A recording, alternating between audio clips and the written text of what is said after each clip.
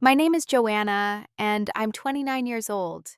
I've always been the outsider in the Henderson family, even though they adopted me as an infant. My sister Amanda never let me forget I wasn't a real Henderson. Last month at our parents' anniversary dinner at Bellamy Restaurant, Amanda stood up and announced, "Joanna, go find another table. This one's for family, not adopted girls." Then she handed me the bill for $3,070. Before I tell you what happened next, let me know where you're watching from in the comments below, and hit that subscribe button if you've ever felt like you didn't belong. I was born to a teenage mother who simply couldn't keep me. The Hendersons, Richard and Eleanor, adopted me when I was just 3 months old. They already had a daughter, Amanda, who was 7 years old at the time. My parents had tried for years to have another child after Amanda, but couldn't, which led them to adoption. Growing up in the Henderson household meant privilege in every sense of the word. Our main home in Connecticut spanned over 6,000 square feet, with manicured gardens and a pool that hosted summer parties for my father's business associates. We spent summers at our beach house in Maine, where my mother would organize charity events for the local community. My father, a successful investment banker, provided us with everything money could buy: private schools, music lessons, European vacations. But all that wealth couldn't hide the fact that I didn't look like a Henderson. While they were all tall with blonde hair and blue eyes, I had olive skin, dark brown hair, and was shorter than everyone in the family. Strangers often did a double take when my mother introduced us as her daughters. I remember being 5 years old at a country club event when someone asked if I was the Hendersons' foreign exchange student. My mother quickly corrected them, but the damage was done. I realized I was visibly different, and so did everyone else. Amanda made sure I never forgot that difference. When I was 6, I found all my dolls with their hair cut off. When I cried to my mother, Amanda claimed she was just giving them makeovers. But later she whispered to me, "Mom and Dad just got you because I wasn't enough. You're my replacement, not my sister." That night, I tried to tape the doll hair back on, sitting alone in my pink bedroom, surrounded by all the beautiful things that couldn't make me a real Henderson. As we grew older, Amanda's tactics became more sophisticated. She'd invite all her friends over, but instruct them not to talk to me. "She's not really my sister," I overheard her saying once when I was 8. My parents just felt sorry for her mom who didn't want her. When I told my parents, they chalked it up to normal sibling rivalry. "All sisters fight," my father would say before buying us identical necklaces, as if matching jewelry could forge a bond between us. I tried everything to win Amanda's approval. When she joined the debate team, I practiced arguments with her. When she struggled with math, I offered to help, having skipped a grade in the subject. I even learned to play piano because Amanda played violin, hoping we might perform duets at the family Christmas parties. But my efforts were either ignored or met with criticism. "Your playing is too loud," she'd complain. "You're showing off again." By the time I was 12, I'd given up trying to be Amanda's sister, and instead focused on being the perfect daughter. I maintained straight A's, volunteered at my mother's charity events, and never caused problems. Maybe if I couldn't make Amanda accept me, I could at least secure my place with my parents through achievement and good behavior. Looking back, I realized I was trying to make myself indispensable, too valuable to be returned like an unwanted gift. High school brought a new dimension to Amanda's rejection. At 15, I entered the same private school where Amanda was a senior and social royalty. Rather than help me navigate the complex social hierarchy, she pretended not to know me in the hallways. When students made the connection, she'd say, "Oh yeah, my parents adopted her," with a dismissive wave that communicated volumes. The pinnacle of this adolescent exclusion came with Amanda's Sweet 16 party. My parents rented a yacht, hired a live band, and invited over 100 guests. I assumed I would attend. It was, after all, a family celebration. The day before the party, I asked Amanda what I should wear. She looked surprised. "You're not coming," she said flatly. "I told Mom and Dad I didn't want you there. It's my special day." When I went to my parents, they awkwardly explained that perhaps it was best I stay home to keep the peace. That night, I listened to the cars arriving from my bedroom window, watched the yacht pull away from the dock with twinkling lights and music carrying everyone except me. At school the following Monday, classmates shared photos and stories about the party of the year, not realizing or not caring that I had been deliberately excluded from my own sister's celebration. That's when the rumors started that I wasn't really adopted, but was the family's charity project. Her parents are paid to keep her, one girl whispered loudly enough for me to hear in the cafeteria. She's like their tax write-off. My parents tried to manage the situation in ways that never addressed the actual problem. My father's solution was material. If Amanda got a car, I got a car. If Amanda received pearl earrings for graduation, I received a matching necklace. My mother's approach was to force bonding activities that Amanda inevitably sabotaged. The spa day where Amanda accidentally spilled coffee on my white robe. The cooking class where she switched sugar for salt in my recipe. The family portrait session where she insisted on standing apart from me, creating a visible gap that the photographer couldn't pose away. When I was 16, my parents finally initiated family therapy.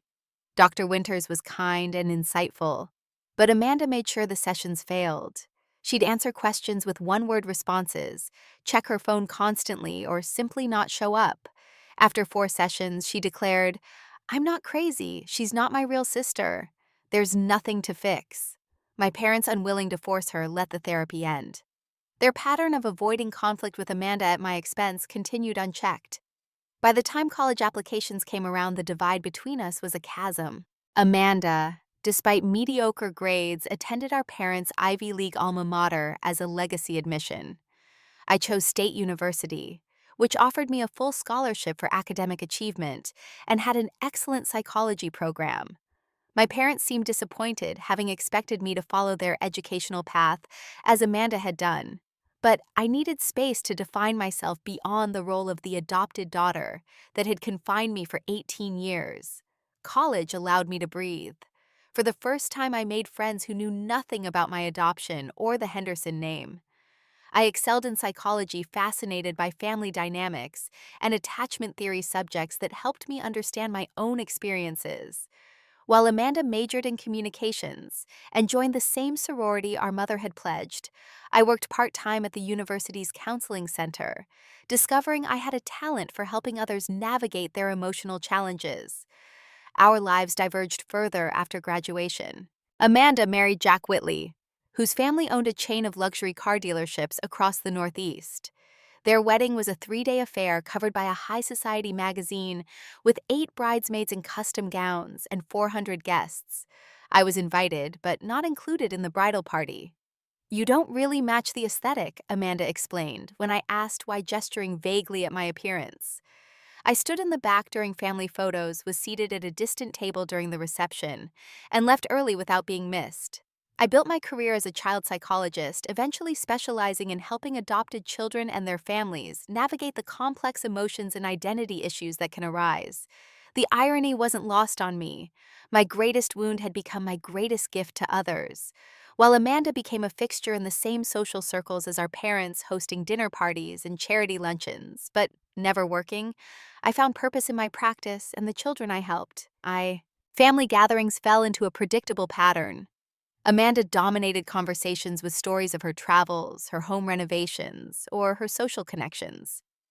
My parents listened with rapt attention, asking follow-up questions and lavishing praise. When the conversation turned to me, Amanda would interrupt with a phone call she had to take, or a sudden question about the food. My achievements, opening my own practice, publishing research, receiving a community service award, were acknowledged briefly before the spotlight swung back to Amanda. I kept showing up, telling myself that family is family, but each gathering left me feeling more like an invited guest than a daughter or sister. I was a footnote in the Henderson family story, not a chapter. And nothing made that clearer than my parents' 35th wedding anniversary celebration. The plans for my parents' anniversary began 3 months in advance. My mother called bubbling with excitement about reserving the private dining room at Bellamy Restaurant, known for its Michelin-starred chef and month-long waiting list. "It'll be just family," she said, "and a few close friends." I immediately offered to help with the arrangements. "I could design custom invitations," I suggested, "or put together a slideshow of photos from your 35 years together." "Oh, that's sweet," my mother replied, "but Amanda's already taking care of everything." You know how good she is at these things. The next day, Amanda sent a group email with details she'd already finalized the fixed menu featuring 5 courses with wine pairings, the specific flower arrangements, even the exact timing of toasts. She'd CC'd our parents, her husband, and her in-laws, but addressed none of the content to me specifically. When I replied with a suggestion about including our parents' favorite dessert, which wasn't on the preset menu, Amanda responded, "Already handled everything with the restaurant, no changes needed." 2 weeks before the dinner, I called my father to ask about coordinating gifts. "I was thinking we could go in together on something special," I said. "Amanda's already organized a group gift," he informed me, "but bring whatever you'd like as well." I decided to create something personal, a handcrafted photo album chronicling my parents' life together. I spent weekends sorting through old family photos, arranging them chronologically, and writing small captions about significant moments. I included pictures from before I joined the family, acknowledging their history without me. I even reached out to their college friends for vintage photos from when they first met. The finished album, bound in leather with their names embossed in gold, cost me $300, a significant expense on my therapist's salary, but worth it for such a milestone. The week before the dinner brought another challenge: what to wear. Henderson Family Events had an unspoken dress code that my mother would reference with gentle suggestions like, "Something cocktail length would be appropriate," or "Everyone's wearing pastels for the spring luncheon." For this dinner, I invested in a navy blue dress from a designer boutique, spending $600 I couldn't really spare. The saleswoman assured me it struck the perfect balance between elegant and understated. I paired it with the pearl necklace my father had given me for college graduation, a symbol of my connection to the family, despite everything. During my regular therapy session 3 days before the dinner, Dr. Martinez helped me prepare emotionally for the event. "What are you most concerned about?" she asked. "The usual," I sighed. "Amanda making me feel like an outsider. My parents noticing, but doing nothing. The inevitable questions about why I'm still single while Amanda and Jack are trying for a baby. What boundaries can you set to protect yourself?" We practiced responses to invasive questions and developed a signal I could give myself, touching my necklace 3 times when I needed to take a mental step back from emotionally charged situations. "Remember," Dr. Martinez said as our session ended, "you're choosing to attend out of love for your parents. You can also choose how much of yourself to give to people who don't appreciate your worth." On the evening of the celebration, I arrived at Bellamy Restaurant 15 minutes early. The maitre d' escorted me to the private dining room, where crystal chandeliers cast a warm glow over a long table set with fine china and silver. Amanda was already there with her husband Jack, directing the staff about place card positions. "Oh, you're early," she said, when she saw me not bothering to hide her annoyance. "We're still setting up." "I thought I could help," I offered, setting down my gift and purse. "Everything's under control," she replied, turning back to the server she'd been instructing. I noticed she'd placed my seat card at the far end of the table, separated from my parents by her in-laws and an elderly aunt. Without confronting her, I busied myself admiring the elaborate floral centerpieces, white orchids and roses arranged in silver vases, likely costing thousands. Jack approached ever the diplomat. "You look nice, Joanna," he said politely. Unlike Amanda, he'd always been cordial if distant. "How's the therapy business?" "Psychology practice," I corrected gently. "It's going well. We just hired another clinician to help with our waiting list." "Good for you," he said, clearly searching for something else to say. "Amanda's been so busy planning this dinner. She wanted everything to be perfect for Richard and Eleanor." Before I could respond, my parents arrived. My mother looked stunning in a silver gown my father distinguished in his tailored suit. Their faces lit up when they saw me, and for a moment I felt the pure joy of being their daughter. We embraced, and my mother held me at arm's length. "You look beautiful, darling," she said warmly. The moment shattered when Amanda inserted herself between us. "Mom, the chef wants to speak with you about the champagne toast," she said, whisking my mother away. My father was immediately engaged by Jack's father about a recent golf tournament, leaving me standing alone as more guests arrived. The next hour was a carefully choreographed dance of Amanda ensuring she was at the center of every important interaction, while I was relegated to the periphery. When guests asked about me, she'd answer before I could, "Joanna's doing her therapy thing still," or "No husband yet, but she keeps busy with work." I maintained my composure, sipping sparkling water and making conversation with my second cousin from Boston, who I saw once every few years. By the time we sat for dinner, I'd already touched my necklace, my grounding signal at least a dozen times. The dinner began with a champagne toast led by Amanda.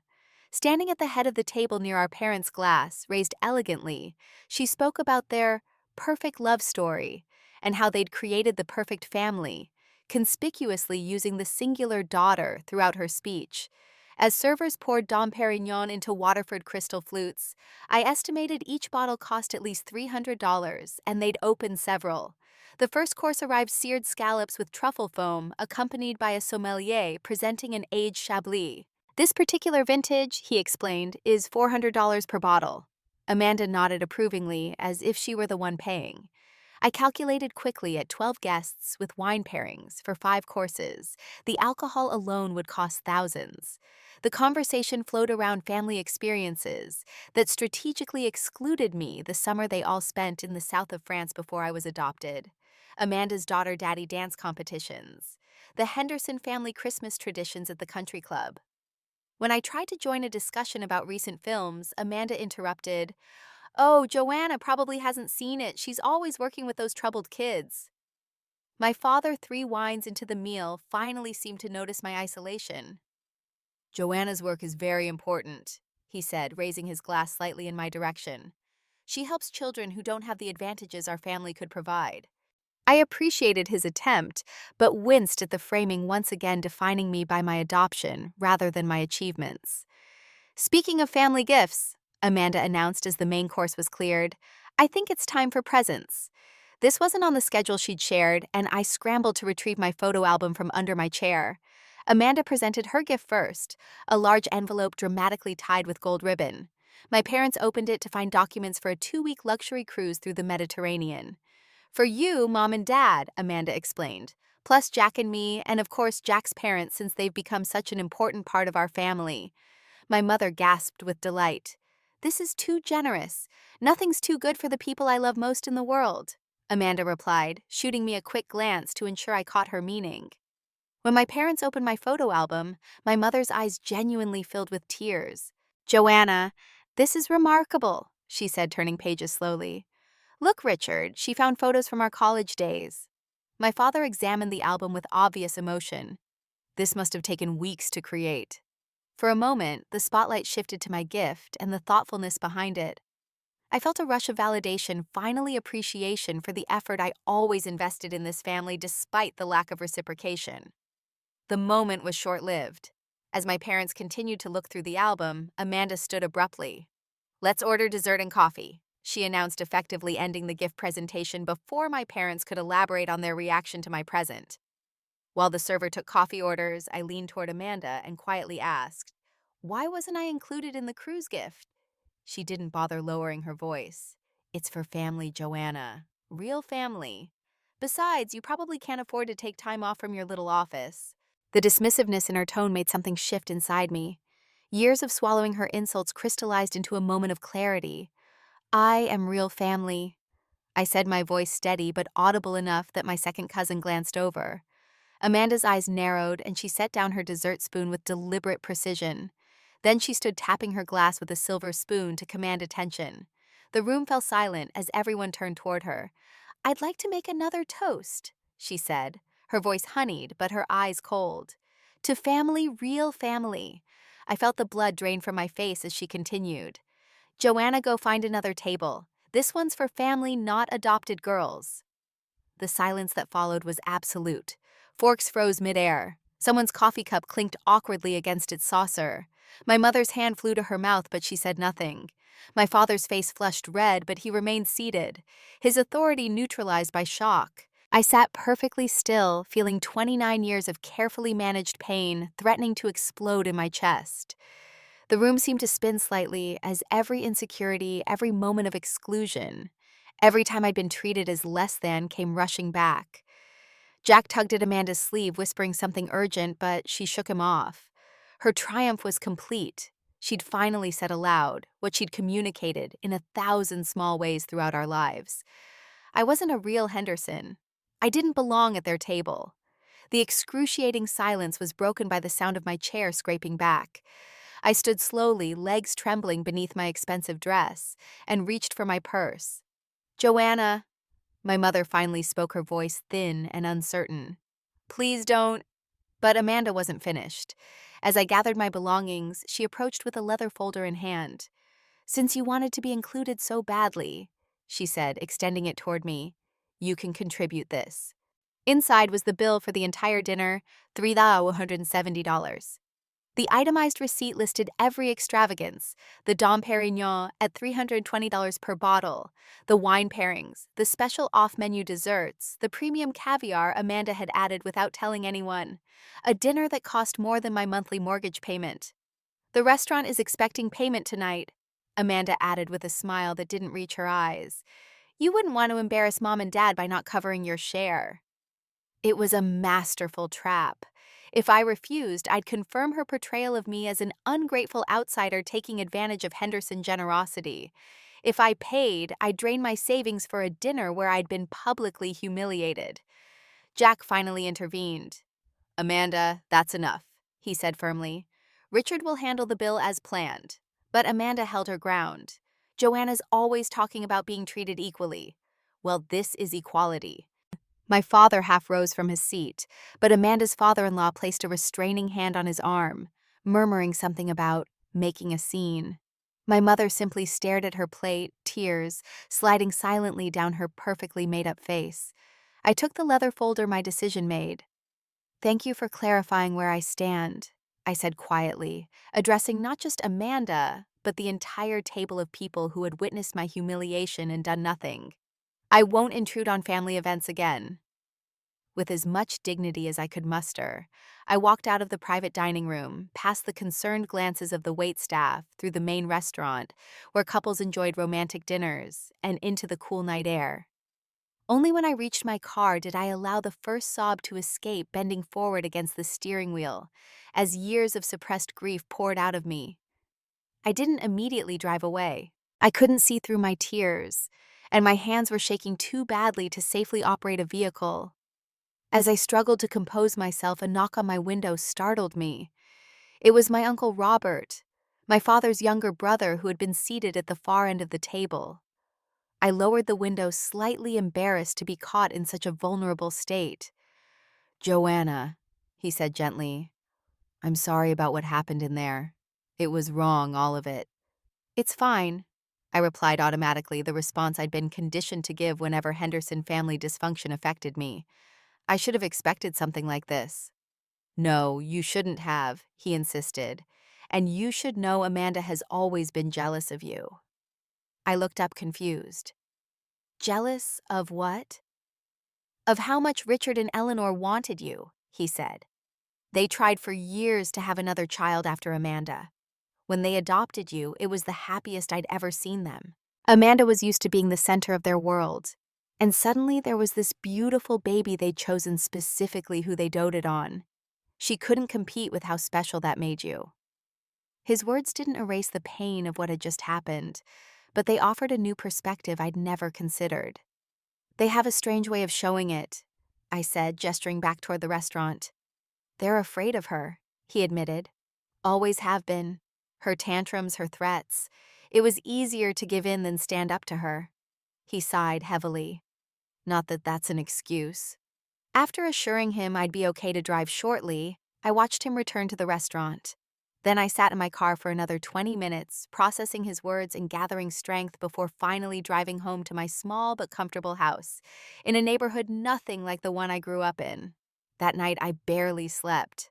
I replayed Amanda's words.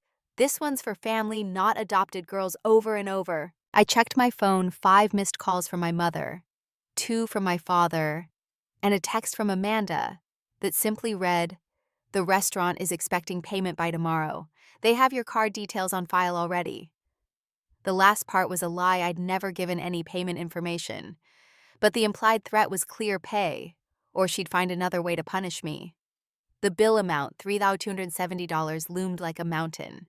As a therapist with my own small practice, I earned a good living, but nothing like the Henderson wealth. This single dinner represented a significant financial hardship money I'd been saving toward a professional conference in New York next month. By morning, exhausted but resolute, I'd made two decisions: I would not pay that bill, and I would no longer allow myself to be Amanda's victim. The day after the disastrous anniversary dinner, I called Dr. Martinez and explained what had happened. She offered me an emergency session that afternoon. "What you experienced was emotional abuse," she said directly after hearing the full story. "Not just from Amanda, but from your parents, through their inaction." Sitting in the familiar comfort of her office, surrounded by calm blues and greens rather than the oppressive luxury of Bellamy Restaurant, I could finally articulate what I'd been feeling. "I've spent my whole life trying to earn a place in that family," I said. "I've convinced myself that if I was successful enough, nice enough, accommodating enough, eventually they'd fully accept me. And now," Dr. Martinez prompted, "now I realize that's never going to happen," I admitted. "Amanda will always see me as a threat, and my parents will always choose the path of least resistance, which means giving in to her." We spent the session exploring why I continued to seek approval from people unwilling or unable to give it. "It's common among adoptees," Dr. Martinez explained. "There's often a deep-seated fear of abandonment, a belief that you have to earn love because your very first relationship involves separation." This resonated painfully. How much of my life, my career choices, my accommodating nature, my reluctance to confront Amanda's behavior, had been driven by that fundamental fear. The realization was both devastating and liberating. "I think it's time you explored your adoption story more fully," Dr. Martinez suggested as our session ended. "There might be pieces missing that could help you understand yourself better." The next morning, I called Bright Futures Adoption Agency, which had handled my placement with the Hendersons 30 years ago. After verifying my identity, they agreed to send me whatever non-confidential information they legally could about my case. 3 days later, a thick envelope arrived. Sitting at my kitchen table, I spread out the contents: my original adoption paperwork, health records, and most surprisingly, a series of letters marked "not delivered." The letters were from my birth mother, written during the first 5 years after my adoption. In them, she asked about my well-being, sent small gifts, which I'd never received, and expressed her hope that we might have contact when I was older. The final letter included her heartbroken acceptance that the Hendersons had chosen closed adoption terms despite initially suggesting they'd be open to some communication. I sat stunned, reading and rereading her words.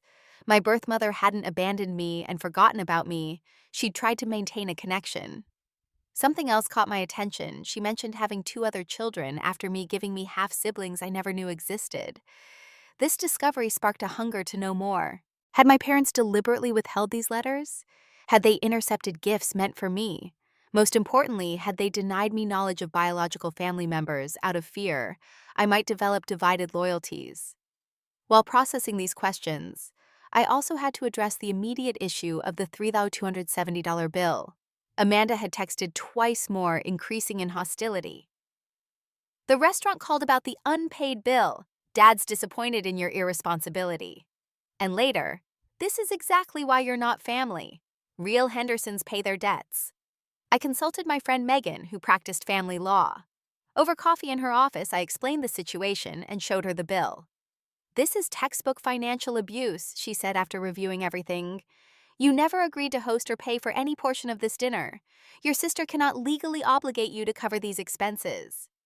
"But my card details, which you never provided," Megan interrupted. "That was an empty threat. And even if they somehow had your information from a previous visit, charging your card without permission would be fraud." She helped me draft a formal letter to the restaurant, explaining that I was not responsible for the bill and had never agreed to pay it. We also prepared a cease and desist letter to Amanda regarding her harassment about the payment, though I decided to hold off sending it unless her behavior escalated further. With the immediate financial threat addressed, I turned my attention to the larger issue: how to move forward with my family. I needed boundaries, clear, firm boundaries that would protect me from further emotional damage, while leaving room for potential healing with my parents, if they were willing to acknowledge their role in what had happened. I wrote out specific responses to Amanda's typical attacks, practicing them until they felt natural. For example, if she made another adoption-related jab, I would calmly state, "My adoption is a fact, not a weapon for you to use against me. I won't engage with that kind of comment." Then I would leave the conversation if she continued. I also reached out to extended family members who had shown me kindness over the years. Uncle Robert, my mother's sister, Aunt Caroline, and my second cousin Beth, who had always treated me warmly at family gatherings. I explained that I was